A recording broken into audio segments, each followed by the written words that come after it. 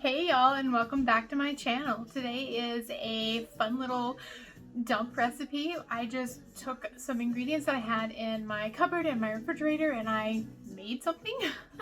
It actually turned out really good. I'm calling it a bean curry.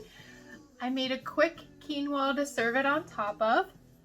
It is massively fragrant, guys. The smells have taken up my entire apartment and they are warm and inviting. And that's all I need to know. Let's try this. Get a little bit of the quinoa and the curry. Yes. Those spices are going so well together. It's like a perfect little symphony of very warm spices. We've got cardamom from the masala and the cumin, and everything is just so warm and inviting. Oh, I made just a quick plain quinoa with salt and pepper, and that is going perfectly with the warm spices. Everything is just, this was definitely a successful little experiment.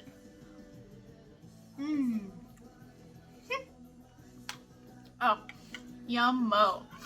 So keep watching, guys. Watch how this little experiment unfolds and try it at home. It was quick, it was fun, and it is so good. Okay, y'all, let's get going on this little experiment that I'm going to just call bean curry because that's what it's going to be, I think. Before we get going, I'm just enjoying my snack, if you will. It's hot chocolate. I adore hot chocolate. I love it. I drink it all year round. Doesn't need to be winter or cold. And I just got this. It is a huge canister of Swiss Miss. Oh my gosh, when I found this at the store, I gave a little like squee of delight. Definitely not sponsored, but Swiss Miss, if you're interested, yes please.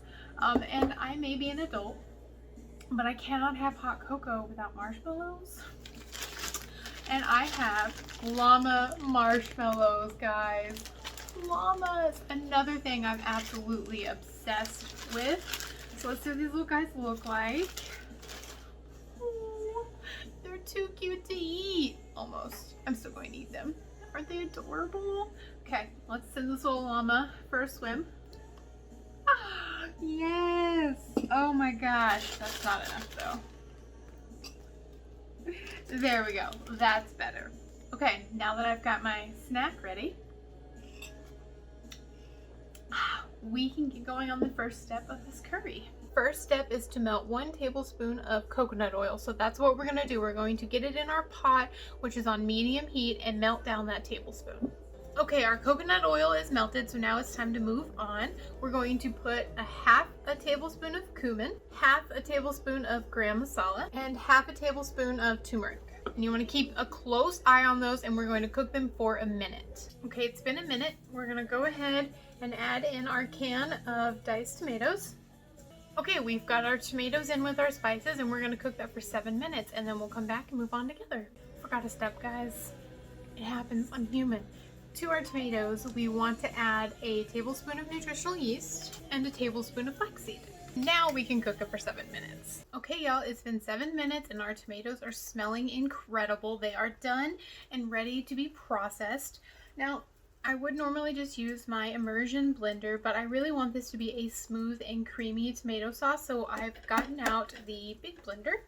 So what you're going to do is take your tomatoes from the pot, put them in your blender, and blend until smooth. I'll come back to you after we've got that done. Okay, y'all, look at that creamy sauce.